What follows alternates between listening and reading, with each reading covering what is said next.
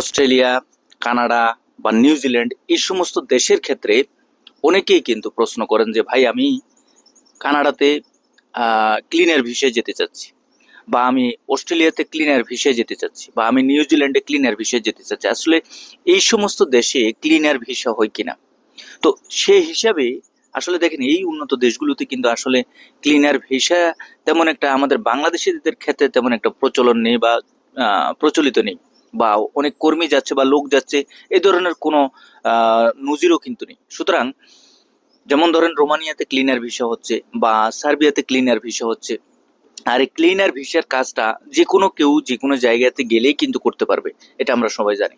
সুতরাং আপনাকে যদি কেউ এই ধরনের কথাবার্তা বলেও থাকে যে আপনাকে অস্ট্রেলিয়াতে ক্লিনার ভিসা নিবে, কানাডাতে ক্লিনার ভিসা নিবে, আসলে ভাই সে আসলে কি কাজ করতেছে যে আপনাকে এই ধরনের কমিটমেন্ট বা এই ধরনের শর্তগুলো বা এই কাজের উপর ভিত্তি করে আপনাকে ভিসা দিয়ে নিয়ে যাবে বলছে, আসলে এটা সত্যতা কতটুকু সে বিষয়টা অবশ্যই অবশ্যই আপনাকে সর্বপ্রথম আপনাকে বুঝে শুনে খেয়াল রাখতে হবে।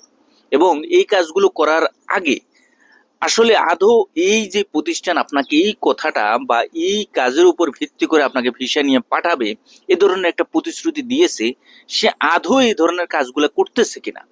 আমরা অন্ধবিশ্বাসে অনেক কাজগুলো করে থাকি, অন্ধবিশ্বাসে অনেকের কাছে যাই, অন্ধবিশ্বাসে আমরা অনেকের কাছে ফাইল জমা দিয়ে দিই। কারণ হচ্ছে এই ধরনের কাজের ক্ষেত্রে কথাবার্তার মাধ্যমে টাকা পয়সার হিসাব নিকাশের ক্ষেত্রে যেই ছলচাতুরি বা বাটপারি কথাগুলো থাকে সেগুলো আমরা বুঝে উঠতে পারি না, অন্ধবিশ্বাসে আমরা ফাইলটা জমা দিয়ে দিই। সুতরাং আপনাকে অবশ্যই খেয়াল রাখতে হবে। যেমন ধরেন সেনজেনভুক্ত এই যে রোমানিয়ার কথা বললাম, রোমানিয়াতে ক্লিনার ভিসা হচ্ছে, আপনার হচ্ছে সার্বিয়াতে ক্লিনার ভিসা হচ্ছে।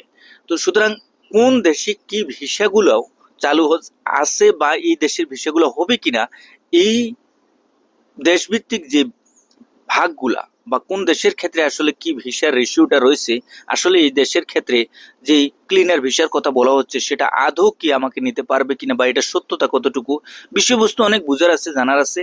এবং সর্বপরিশেষে একটা কথাই বলতে চাই যে আপনি আগে বুঝবেন, দেখবেন, জানবেন, এবং সাথে সাথে যে প্রতিষ্ঠান বা ব্যক্তি আপনাকে এই ধরনের কথা বলতেছে তার সত্যতা কতটুকু, আসলে আদৌ সে এই কাজগুলো করতেছে কিনা, অনেক কথার পরিপ্রেক্ষিতে বিভিন্ন বিষয়গুলো বুঝে শুনে আপনি সামনে অগ্রসর হবেন। ধন্যবাদ।